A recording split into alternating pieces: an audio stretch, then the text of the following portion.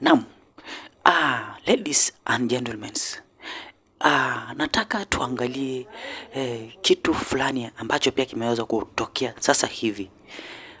Tumekuja kuona ya kwamba baada ya Rigathi Gachagua kuweza kuangaishwa kabisa, tumekuja kuona ya kwamba hawa viongozi kutoka pale mlimani Kimani Ichung'wah pamoja na Ndindi Nyoro wameweza ku-announce kwamba wanataka kuandaa mkutano wa tribals ambapo wataweza kufanya, wataweza kudiscuss jinsi ambavyo ama wataweza kutumia hiyo mkutano kuomba Rigathi Gachagua msamaha kwa mambo ambayo yamekuwa yakifanyika. Jeremiah Kioni amekuwa pia akizungumzia kuhusu hiyo kitu, manake pia anatoka pale mlimani, na niko na imani kwamba ataweza kuhudhuria hiyo mkutano, na jinsi ambavyo, hebu sikiza jinsi ambavyo wameweza kuwa wana discuss hiyo kitu. We now agree to be driven by issues and not the issues of who is who. I'll get back to that. Yes. Majority Leader Kimani Ichung'wah sat here, and one of the questions that I asked him is if he would be attending Limuru 3. And he dismissed and said he cannot attend a tribal grouping. He is from your community. We have another tribal meeting that is going to be called Limuru 3 Murang'a, Limuru 3 Meru, Limuru 3 Nakuru, Limuru 3 Kiambu. Let him not attend. He will try to catch up. He will not be able.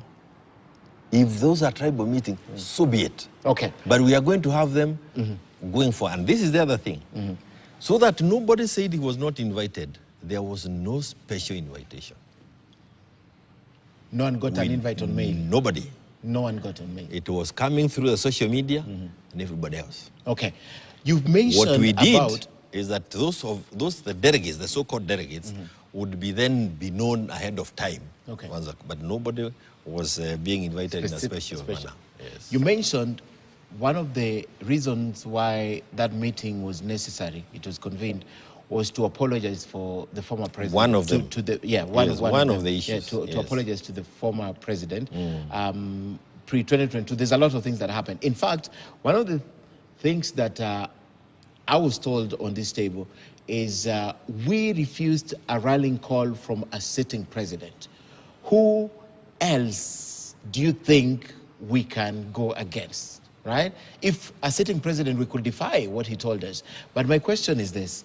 Now, we have learned the hard way from that. Defying. The question is, there's so many people. Rigathi Gachagua, the deputy president, the other day said, I cannot fight my sister. I cannot fight my brother, right?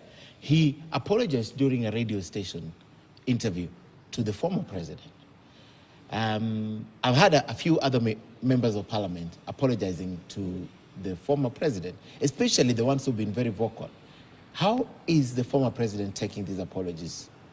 And have they got to him, or there are things in the media? Well, when you put things in the media, they get to everybody. And the question that one would want to ask is, if you think it is necessary to apologize through the media, that is enough for you. I mean, that is your choice. If you think there's a better way of doing it, that's another thing. These apologies are going to come, and there will be many, for the reason that people are now embarrassed for the things they said, the things they did, and the things they refused to hear. What was the realization? I'm tempted to ask, when did they realize, but continue? That one, the realization comes when the masses start saying, Allah, kube wewe ndio ulikuwa muongo. Okay. So, One, has he received... Two. Yeah. Alafu wanasema, Allah, kube huyu ndio alifanya nyinyi muwe waongo. That is now the worst. And I tell you, that is our only concern. When these young people say they are sorry and the rest, how we deal with the people, your son and your children who come back home saying they are sorry, that is your business as a parent. You ni yako. Okay. How we deal with it, that when is another thing. When people have woken up and realized that the route we were following is the wrong one, and more often that than is not, more important. You'll forgive your children. More yes, often than and not. what if the, I come and apologize, the responsibility you give thereafter is perhaps different from the one you would have given before the child went wrong. But again, I say those are internal things. But you cannot, even in the Bible, when you talk about the prodigal son, he wasn't kicked out. He was brought in, come, kuja nani. And you can lead the story and talk to the theologian, you see the difference between him and the other sons. But what is important is that those are now the quarrels. And if you think that you are going to benefit from the insults that were hurled to each one of us during the campaigns, that we are going to take it and say to hell for the blah, blah, blah, the rest, that is, you will have lost it. We are concerned more of the issues that are now coming towards us as a community that can actually, completely enslave a community. Okay. Those are the issues that we would want to You'll have on the table. You'll talk about those issues. And But I'll give you I the don't want to say opportunity. the issues, but I want to say this. Yeah. But we are also very concerned about this person who made that son insult the father. That's an issue. That is a very different thing.